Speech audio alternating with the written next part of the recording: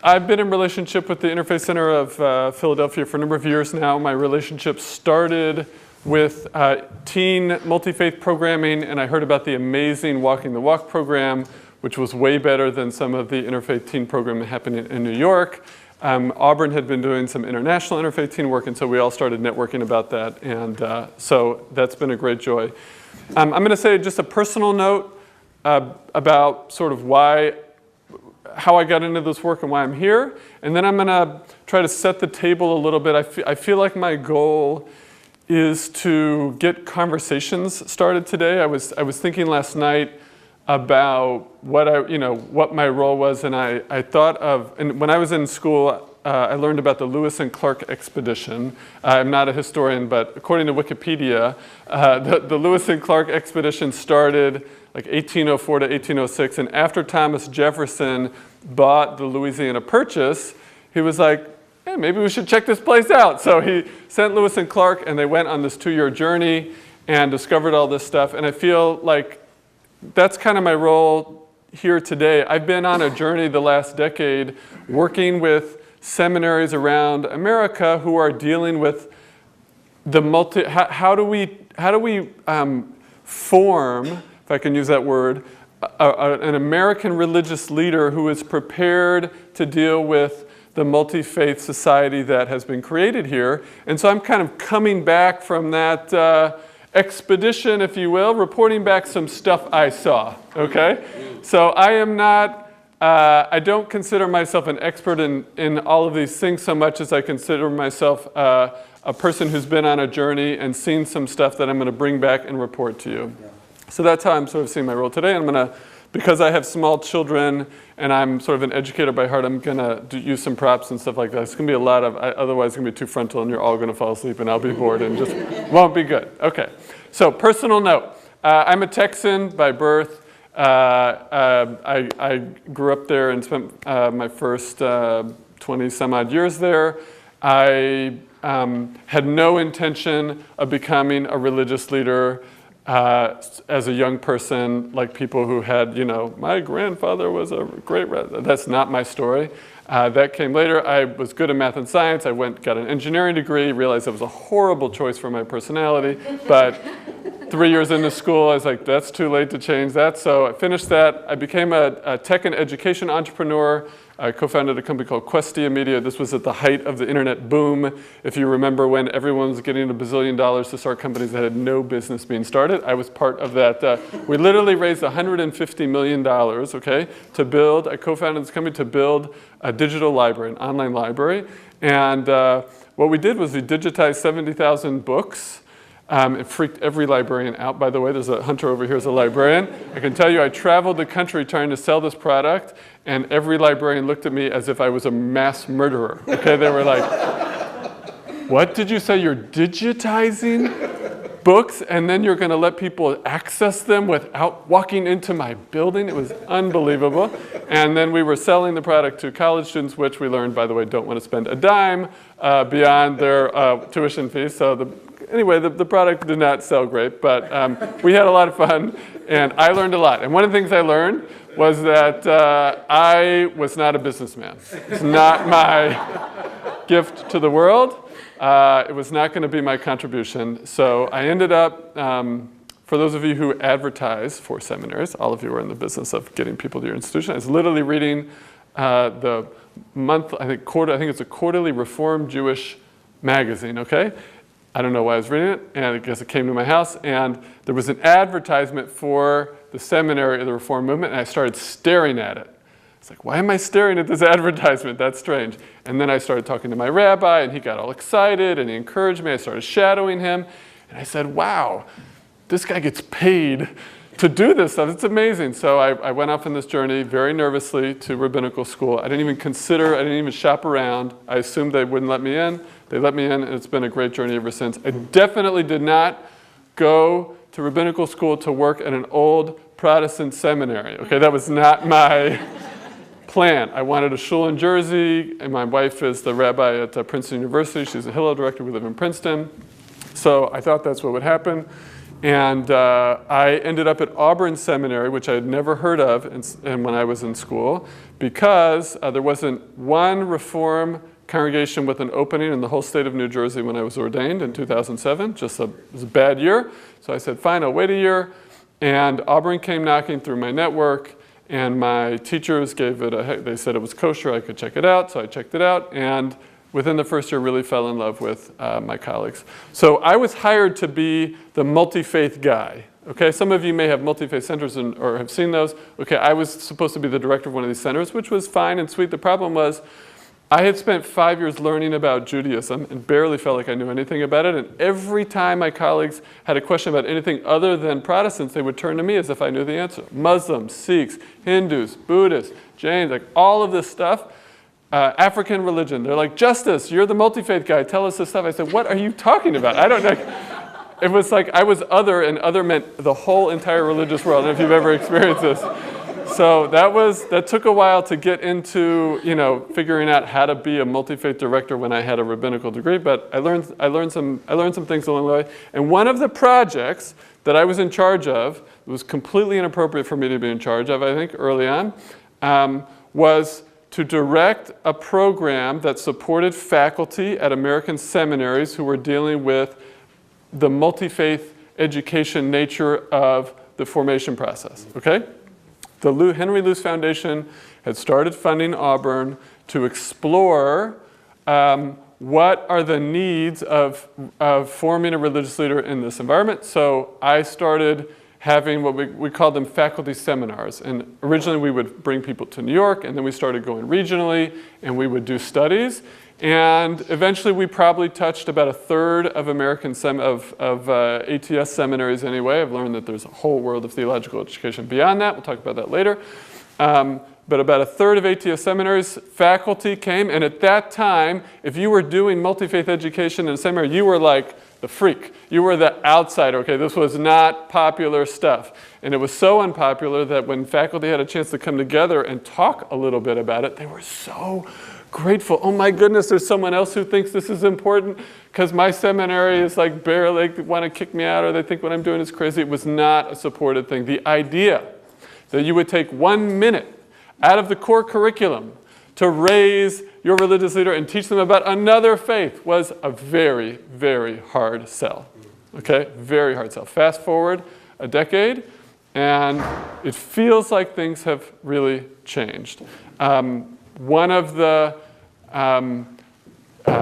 talking points we use, I don't know how true it is, one of the talking points we say about that past work at Auburn is we say, one of the impacts of our work with these faculty is that the Association of Theological Schools, ATS, eventually decided to create a new accreditation requirement related to multi-faith education. You may or may not know this. This happened around 2012 or 13. And remember, it doesn't say you have to teach this, this, or this. It just says if you are an accredited school, multi-faith stuff has to be there somewhere, and you have to be able to point to it and show where it shows up. This is a very big deal. A very big deal. ATS represents a very large theological umbrella of schools. And for them to say this matters for this process is important. So that's sort of been my sort of journey from personal to Auburn. The last thing I'll say about that, just to situate myself, is that our mission today at Auburn has shifted in the last 5 to 7 years to be really focused on equipping leaders who are doing social justice work from a faith perspective. So I would say 95% of what we do is multi-faith, but the end is not like learning about other faiths. The reason it's multi-faith is simply because we're equipping leaders of any faith who are engaging in social justice work. So most of what I'm talking about today and setting this table is from that journey of working with American seminaries, like all of you who have been sort of working on this and struggling with this. And then let me just say, I have some teachers here in the room and some colleagues and some people I respect a lot, some partners. There's a lot of brilliance in this room. I feel a little awkward talking in front of you about some of this stuff, so please be gracious to me as I go and as I share from my expedition on doing this. Okay. I have a lot of notes because I'm trying to get the content right on this, and I don't give this talk a ton of times. This is not my stump speech. Okay, so I'm working from some stuff. And the very first thing I want to do is I'm going to talk about an area that I actually know the least about. So you're going to have to really be patient with me. I'm going to put up a little set of billboards here. This is going to be. I'm going to talk about the context. And so by context, I'm thinking, we're driving around. Sometimes we think about context as what do we see when we're going around. I'm talking about what is it that we are dealing with out there as we engage in this work in seminary. So one of the contexts is massively changing demographics, right? So I'm going to put up my first billboard as demographics. And on demographics, we've all heard that by 2040, America is going to become, the phrase is majority minority.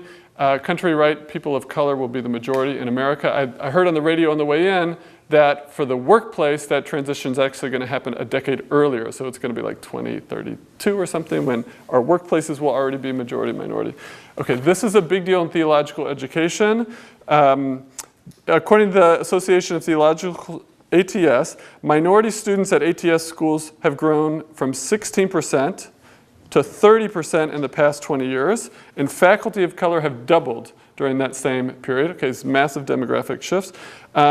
Last year, a book came out called The History of Theological Education. This is by Justo Gonzalez. I don't know if others of you have looked at it, but our Vice President of Research at Auburn, Chris Sharon, has really been teaching from it. And Dr. Gonzalez says that the Browning trend, the people of color trend, and the entrance of women into seminary have been by far the biggest shifts in theological education in the last 50 years. So this is something we're all dealing with. Another one is denominational shifts around degrees and who's going to seminary and trends in enrollment. Okay, so this is a chart. You obviously can't see the chart, but you can see maybe some colored squiggly lines, okay? This is from an Auburn report a few years ago of enrollment from 1992 to 2011 of different denominations. Okay, what it shows is it's all over the place, okay? There are some folks, especially Pentecostals and others, who are seeing great increase in their enrollment. And there are others who are like, it's not going so well, okay? A lot of shifts in these enrollment trends around who is going to seminary and who's not. Okay, another one in terms of the context. This is from Charles Taylor. Some of you probably read his book about a secular age. He uses the phrase, a fragilization of faith. Okay, he uses this phrase to talk about how the big picture shift, and this is not my area of expertise, I'm trying to set the context, set the table here, but right from the Enlightenment to today, we have switched from the locus of knowledge being external and communal to individual and internal. In America today, right, people are totally willing to switch their religions outside of a context of social environment. 44% of us have a different faith tradition than when we grew up in, depending on whether you count switching denominations as part of that. Taylor calls this the conditions for the possibility of unbelief, okay, are stronger today than they ever have been, certainly in probably our modern times. So this fragilization of belief is it's affecting the people who come to seminary and how we think about what we're teaching. The nuns, by the way, right, the people who don't identify have grown massively since I've been doing this work. Used to be 5% 10 or 15 years ago. It's now, I think, 16%, on its way to 20%. It's a large group of us. So these questions affect us in this way. When I first got into interfaith engagement, you could assume that when you brought people together for dialogue or whatever, that you could, let's say you wanted, I want a Methodist and a Roman Catholic and a Sunni Muslim. Okay, that would work. The problem is today, people don't come from simple, they're not like, I am this. They might say, well, I grew up this, but I'm kind of 2 or 3 of these, or my parents are mixed, or I'm on a journey, I'm a seeker. You can't just put, we don't all represent our traditions in simple ways anymore. So even the concept that we're talking to, quote unquote, a person who represents a single tradition is starting to break down. Not to mention, how you're trying to form the leaders in your own tradition, right? All of that is getting messy with this fragilization of faith context. Okay, I have 2 more in this context. There are 2 more little billboards. The next one is degree changes. Okay, the degrees that that people want to take are changing. The MDiv is on a big decline, big slow decline. Most of you have probably experienced this. The MAs are actually kind of on their way up in many seminaries. We think this is because the spiritual but not religious crowd is not so interested in that professional career, but they are interested in spiritual questions. So they're looking for places to learn about this. There's a lot of bright spots in all of this changing context, and I'll do a few plugs during my talk for some Auburn research. In a month or 2, there's a new report coming out called Bright Spots in Theological Education that our research team is putting out. And the question was, we have this, at least in the it's kind of funny for a rabbi to talk about sort of the Protestant seminary scene, but we often talk about the challenges and decline of seminary education in at least some aspects of the Protestant world. So the question was, well, where are things exciting? Where are the positive deviance things to look at? And so we took some methodology from other areas of research to say, it's not all bad stories. Let's look at where there are interesting things happening. This report looks at those, what we call bright spots, to sort of see what are they doing, what do we want to be inspired by, how they're doing, what can we learn from them. These degree things are part of that report. Okay, last one on the context. And this one is a little bit newer trend. I think it's kind of an interesting one. I'm going to call this secular interreligious engagement. Okay, what do I mean by this? I would say the Interfaith Youth Corps is sort of the poster child for this kind of work. Okay, they have decided to focus their mission in recent years on the college campus.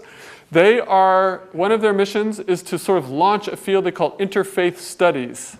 And this field of interfaith studies actually has nothing to do with religious formation. It is a civic-minded thing, okay? They're thinking about majors and departments and a whole new field, if you will, of launching this. The AAR, the American Academy of Religion, is talking a lot about this. And sometimes this is called interfaith leadership, but the idea is that are we educating citizens who are ready to live in a religiously diverse world? Are there career paths for people in inter-religious engagement that would never require them to go to seminary, but requires them to think about, how do we relate to each other? They might focus on the legal issues around religious diversity or ethnic issues or service learning. It's not a dialogue-oriented thing. They're not into theology. It's a whole sort of secular approach to this conversation. And I think it's an interesting parallel effort to the kind of conversations that we tend to have in the religious or seminary context. So these are some of the bigger headlines or billboards of the context that we're all dealing with as we have this conversation. Changing demographics, the issue of denominational decline or advance, depending on where you find, changing degrees, secular interreligious engagement, and the fragilization of faith. Okay, so that's the first thing I wanted to put on the table. The second thing I wanted to put on the table is so the why or the purpose or what is causing us to have this conversation. So my prop for this one is a compass. Actually, I'm an Eagle Scout, believe it or not. So I actually had to know how to use a compass. And compass gives us direction. So how do we point the way? So I'll put our compass up. In one of our studies in our multi-faith work, we tried to do a survey of about half of the multi-faith courses or the courses about other faiths at American seminaries to look at how they were framed. And we found about 10% of those courses were actually designed to help the learner become better proselytizers to that faith. So there were Christian seminaries who were teaching about Islam, so that when you go on mission, you can be effective at converting a Muslim. Okay, about 10%. So I was like, that's pretty low. Like that means 90% are not, doing that kind of thing. Why do I bring it up here? First of all, because I think we often shy away from that kind of question. I think it's kind of really good to put on the table. Second, because it's actually a really great, clear reason of why you're learning about other faiths. At least it makes sense, right? I'm doing this because I have a theological goal and I know what it is and I'm clear about it. I want, could all of us have such a clear goal? So when I used to be asked to make the case, for a lot of my job was selling, why does this matter? We got a lot of other issues to focus on, a lot of things. Why does this matter? I would give the spiel that I'd call the news, the pews, and religious views was my little shorthand. And the news meant, you could look at the, and when I first started giving this talk, it was in 2008, I would say, look at the presidential election cycle. I can still say in 2016, look at the presidential election cycle. Okay, religion is, all over there. Look at the narrative of terrorism. Okay, religion is all over there. Look at issues of race and religion. It's having their economic stuff. It's embedded in our news cycles. Hold on, let me get my one other sheet here. Religion has another part of the news is the conflicts in the world. I do a lot of work on the Israeli-Palestinian conflict. Religion is embedded in all of it and not only in that place. So one reason we might say this matters is because you can't effectively navigate our society and America's role in the global society without dealing with other religious faiths. It's just always there. And one other part of the news is I started to realize that most of us learn about other faiths from news stories about other faiths. And if we, do I want people to know about Judaism what they hear on the news? And I think, well, the stories about Jews may be that there's this rabbi who was a philanderer and he was doing this, or it may be that they see Israelis killing babies, or is that what I want people to think about Judaism? Maybe there's better stuff about Judaism I want them to know. So if we're going to engage people in other faiths, we should make sure they have a place to learn about us that isn't only in the news. Okay, so that's the news. The pews. The pews, I would talk about how America had become such a diverse place, not only in our neighborhoods, but in our congregations, right? People are coming to, either they're joining because of marriage or they're actually just hanging out. When I give a sermon, a high holiday sermon, I actually have to consider how non-Jews will hear my sermon today. That was not as true, at least I don't think it was as true 10 or 15 years ago. At least I wasn't thinking about it then. But it's definitely true today. I have to consider, how that works. Intermarriage has made a huge impact on who is coming to our congregations. When you give, if you're going to bury someone, or so you guys train people to do life cycle events, okay? Are you training them when they do a funeral to figure out how to deal with the fact that the person's kids or the person's parents aren't the religion that you're from? Because they're not. Okay, how many of you have a person in your family who you would consider being from a different religious tradition as you? Okay, it's about half of you maybe. And you are the people training future religious leaders. Okay, imagine what it's like for everybody else. All right, and then on religious views, so news, pews, and religious views, and I'm going to talk, I'll just put this as a signpost. I'm going to talk more about it at the end of my remarks. This is where I would mention how our traditions are what they are in part because they have been shaped by being in relationship with other faith traditions throughout history, right? We have made choices about our practices and what we believe because we have bumped up against others and we have either adopted a little bit or reacted against those folks. And that is still happening today. So even, Krister Stendahl uses the phrase holy envy. You can think of it as a positive thing or a negative thing. But even our traditions did not evolve in a vacuum. And how we understand our own traditions have been shaped, and what we believe is shaped by the people around us. Okay. So this is the compass. So my last questions here on the why of this is, are we responding to a changing context? Is this a responsive move, like the world is changing and we have to respond? Or is this rooted in our own faith tradition? Are we called in some way to do this because of our understanding of God or what God wants from us or our mission or our obligations? Where is this coming from? And I think the more we can be clear about that, the better our multi-faith or interreligious engagement will be. Okay, the third thing I want to put on the table, I've got some billboards and a compass, this is going to be sort of the pedagogy or teaching methods section. I've got a little toolbox here of, imagine that there's all kinds of really cool tools in there. That's just a bunch of different screwdrivers, but imagine all kinds of great little tools. So one quick story. A few years ago, we got a grant from the Wabash Foundation to explore the pedagogy of multi-faith education in American seminaries. And where's Nancy? She had to step out. Okay, so Nancy Fuchs-Kramer was there. There was some other great folks. Frank Clooney was there. Judith Burling from GTU. Timur Yuskayev, who's now at Hartford, was there. Lucinda Mojo. Anyways, it was a small group, like 6 or 7 of us. And we spent 2 or 3 days in Princeton actually hanging out and saying, what do we know about the connection between what we want people to learn in this space and the pedagogical methods we should use? And each person who came sort of pitched their own way to teach this stuff. And I got to tell you, my takeaway from that seminar, it's a little embarrassing. My takeaway from that seminar was that we each have our own teaching methods. We each have our kind of own way to do it, and that's what we do. Like we kind of have our thing, and we think it's awesome. And sometimes we try to get other people to do it, or not. But the learner has a huge responsibility to try to figure out who they're going to learn from and what they're going to learn from each person teaching in front of them.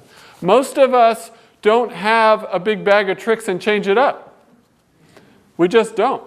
And so I started wondering, well, wait a minute, like, are we even reflecting that much on how we teach about this stuff, and what is the connection of that? So, I think this is something we have to pay attention to, of how do people need to learn this stuff. My own bias is I'm a very experiential kind of educator. You can see this, I'm bringing these things, right? I couldn't just sit behind the podium and talk. I was asked last year to do a guest teaching. You guys, right, bring in guest teachers sometimes to your classroom. So I was the person invited to teach. Ellen Cherry is a professor at Princeton Seminary. She wanted me to teach about American Jewish attitudes toward the Israeli-Palestinian conflict. I was like, oh boy.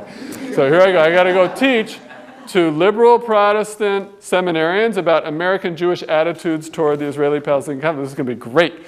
So how do I do this, right? So what I did was I put them in a role play. I said, you guys are at a local ministerial association, and one of the rabbis in your town has asked your association to make a statement against BDS. And you guys have to vote on whether you're going to support that or not. Because that's like actually what kind of stuff happens out there. And I thought maybe it would get them thinking about the whole variety of Jewish attitudes toward, which there are like a gazillion attitudes out there, by the way, about it. And so I got 6 of the students to sort of read from different perspectives of advance, and they did the role play in front of their peers, and it was a total blast. And my hope is they might remember that role play. But that's my bias as an educator, right? To do that kind of learning. We all have our own ways of doing it. We did a survey a number of years of 40 faculty at seminaries about how they teach. And we have a little bit of data about what people do, but I don't think we have, at least I have not seen good data about the long-term impact of any particular approach to learning in this space, about what is it people actually learn if you take them to a visit to the Mormon temple versus doing a theological exchange or having a text study about it. We don't have good data on the impacts. A few things we think we do know here. This is a very short list. Number one, we were talking about this in our small group. I think we have great reason to believe that relationships make a serious impact. And the reason I say that, not only from personal use, is because of Putnam and Campbell's book, American Grace, which showed with sociological data that who you know, who you are in relationship with, has a measurable impact on what you believe. And they could literally chart through large data sets that if you knew a person of a minority faith tradition, it would affect how you believed about other minority faith traditions. And it was a fascinating study, obviously not from our own religious field, but from sociology. And my sense is we also know it to be true that this relationship thing is very real, and it needs to be something we pay attention to. Second, and this is some early data from the Bright Spots report that's coming out soon, there's a shift going on out there in the world from core content transfer to what we might call adaptive learning. What do I mean by that? In the Bright Spots schools we looked at, they were shifting away from this is what you need to, we know what a future American religious leader needs to know, to we're going to teach you how to figure out how to be a religious leader long term because the context is going to change and we don't know 20 years from now exactly what it's going to be. We're skeptical that we know exactly what you need to know now for future. So the shift from content transfer to adaptive learning skills is starting to go on. Other Bright Spot schools were taking a widened sense of vocation and faith leadership from traditional clergy roles and looking more at a whole variety of ways that people can use their religious leadership out there in the world. So these are some of the pedagogical changes that are going on. And then one other thing I want to mention, and this is from, I don't know if any of you know Dr. Judith Berling, who was at GTU. She's retiring, but she's now leading a study at Hartford. I think it's based in Hartford that is funded by also by the Luce Foundation, to look broadly at this field, and her report will come out probably in a few months, and I'm sure I'd be happy to make sure it gets shared around for those of you who might not see it anyway. And she told me some of her findings are that there's a shift away from structured dialogue and simple text studies and classroom and course learning, that she calls all this area of work that interfaith engagement is becoming more embodied.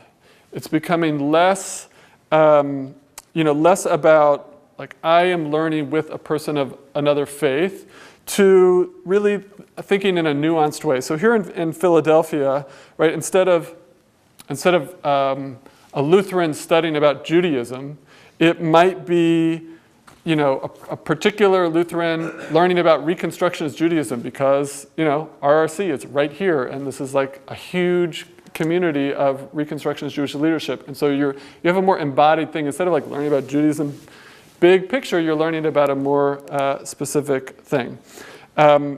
It focuses on how religious engagement is always on the ground. It's embodied in a complex system, that women's experience of religion may be different than men's experience of tradition. So this kind of longer term engagement, more nuanced approach feels like it's a direction that the field is heading in. And then the last thing I'll say in this toolbox, I'll use the phrase ambassador fatigue. What do I mean by that? One of the most common calls I get in my job as a rabbi at an old Protestant seminary is for a Muslim. Everybody wants to find a Muslim in my world, okay? I don't know if you experience this is true for you, okay? Rabbi, do you know a Muslim who could be on my panel? When's your panel? It's 2 nights. Okay, well, maybe not. Or I'll say, did you knock on the door of your local mosque? Oh my goodness, that's such a great idea. Thank you. I don't know why, but we have not always developed the web of relationships that we need to, and we have to do better work to create these things. And so we have to be careful of asking people to represent and being wary of, the conversation about Islam is the conversation today. And my Muslim peers and colleagues who decide to get in the space are, book solid and And sometimes they like it and sometimes they don't, and whatever, it's their thing, but it is the conversation of the day, so we just have to be, I think we have to be sensitive to that and figure it and do that well. Okay, 2 more big things I want to put on the table. The fourth one is about how interfaith engagement is entangled in politics and justice issues. So I brought, this is a little magnetic toy from one of my kids. This is in my attempt to have a prop that's like entangled. So that's the entanglement one. I'm going to tell 2 stories in this section. The first one is from last fall. It was October 2015. I was at my computer on a Friday afternoon, and an email comes over into my inbox from a rabbinic listserv that I'm on. And the email was about, there's about 60 American rabbis in this listserv, and the subject line was, anti-Muslim rallies planned for tomorrow. And evidently someone said there was a Facebook post from this group that they called themselves a global rally for humanity, saying that humanity is attacked daily by radical Islam, and they were going to have protests like that weekend at different places. And so the rabbi on this listserv who sent it off was like, maybe we should reach out to our imam friends and try to help out. Like, we should do something. Like, this is the kind of stuff that used to happen to us. Like, this is not good. So there's this conversation that goes back and forth, and people start talking strategies like, well, should we just do something? Like, do an anti-protest protest, or should we talk to people first so we have time to find out? Maybe they don't, maybe actually it would be worse if we did something, because then it would draw more attention and maybe it won't be a big thing. Like, what's the right strategy here? And then someone said, well, if we're going to do all of this work, can't we request that the Muslims we're partnering with condemn the terror attacks on Jews in Israel at the same time? Like, why should we be standing for them if they're not, right, talking about, they're not going against the terror attacks that are happening to Israeli Jews? And I thought, wow. Okay, all of a sudden, something that was supposedly this like, let's do a solidarity thing becomes entangled in international politics, like boom. And all of a sudden the tone of the exchange completely changed, and it was all of a sudden a debate about whether that was fair to ask or the right thing to ask, or like how does that work? And we weren't helping anybody anymore and just having this internal debate about politics. Okay, so that's one story about the entanglement. The second story about the entanglement.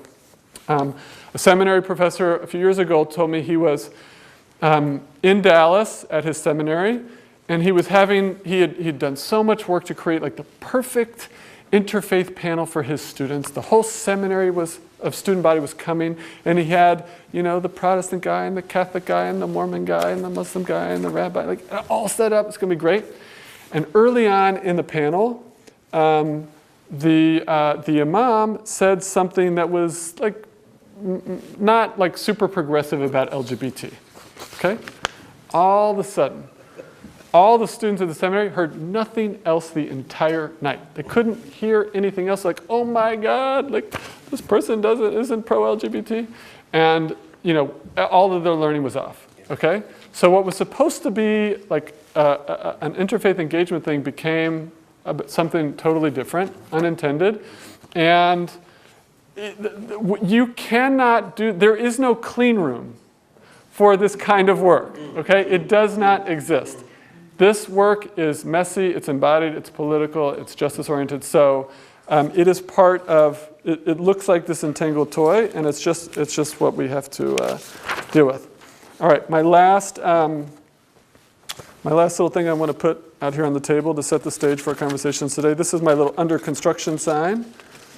Okay, so this is my attempt to bring into the room the things that I think our field is working on, or could work on, or should work on.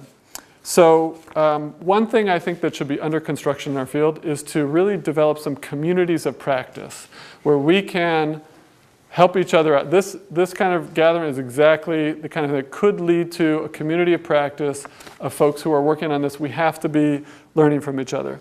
Second, I really think we need to be doing research about our alumni and what they need and what they're experiencing in this field. It really would help if we're trying to churn out future religious leaders. We might as well talk to the ones we've churned out and find out what it's like for them. I can tell you, a number of years ago, the only data point I could find on this was from a study, it may have been 10 or 15 years ago, and this was an Auburn study that asked graduates of theological schools to rank what courses in seminary were most important to them now that they've been in the field for, say, 10 to 20 years. This is every seminary professor's worst nightmare, right? Okay, so I had like 12 types of courses, okay? And learning about other faiths was ranked next to last, okay? The only thing that was worse was courses about like how do you it was like how do you do congregational management and like fundraising, all of that stuff in terms of things that they felt had not been useful when they learned about it. So this was not a popular topic a while ago. I don't know whether that's changed or not. But I do think that being in conversation with our alumni is something that our field could learn from. A third thing that I think should be under construction is much deeper reflection about the role of interfaith engagement in spiritual formation and religious leadership formation. Okay? Here's a quote from a participant who went to the Council of the Parliament on World Religions in 2011 as part of a funded program for seminary students to sort of have this interfaith experience. This is like a dream quote, all right, for our field. So David Rusin, who's at Hartford, was doing the evaluation for the project. And Rusin wrote, "Sincere interfaith endeavors threaten to challenge and change those who engage in them. Interfaith engagement did cause me to change, but in a way that I had not anticipated. I necessarily moved deeper into my own tradition in order that I might sincerely articulate my beliefs to those I encountered." So this idea that actually learning about other faiths might deepen my own tradition is something we're starting to see in terms of how people talk about this. Okay. ATS, some of you may know Stephen Graham, who's one of the senior leaders at Association of Theological Schools. After they did a whole set of pilot projects with ATS schools, he wrote that despite fears that engaging multi-faith issues might dilute faith commitments, these commitments in fact became stronger and deeper for many students. Okay, this is ATS saying that's a big deal, right? It used to be that we approached this with huge amounts, at least, of fear. At least that was my sense. You know, a decade ago, we had deep fear about if I learn about another faith, you know, we're going to lose them, or they're going to find something interesting, or that's better than, I don't know where that comes from. My own sense is that when we have this interreligious engagement, we're forced to develop what we might call a theology of difference. And by being forced to come up with an operational theology of difference, I examine why I believe what I believe. When I work alongside someone of another faith around justice issues, and they tell me that their Catholic tradition really teaches them to be engaged in social justice, it causes me to think about the Jewish case for why I'm engaged in social justice. And I all of a sudden have to experiment with being a representative of my faith tradition. That is a really great leadership skill, you know, for the kind of work that we do. So I don't think we know, maybe some of you do, but I don't think we know enough about when in the faith formation process or the leadership formation process this kind of work is best. Should it be early? Should it be in the middle? Should it be the end? Should it be often? Is it better for certain personalities or learners and worse for others? I haven't seen a study of any of this kind of stuff of when should this happen, but it's one of the things that I think should be under construction, right? We should be trying to get a sense of experimenting with telling each other what we're seeing in our classrooms and in our work about how this works. The closing caveat I want to make before I hand it over to Nicole for our discussion is that my gut tells me there's a strong Americanness to everything that I've just said over the past half hour. And I just want to name that as a problem and an okay thing, right? We are in an American context, but a lot of this does not hold true in other places in the world, A, and B, right, there is no American bubble anymore to our work at all. And so the global nature of this as many of you know firsthand because your religious traditions are so global, complicates some of the things that I just said, and I just wanted to name that as one of the factors that we're all dealing with. So thank you for listening to me as I try to set the table a little bit for our conversations, and I look forward to being part of the conversation now.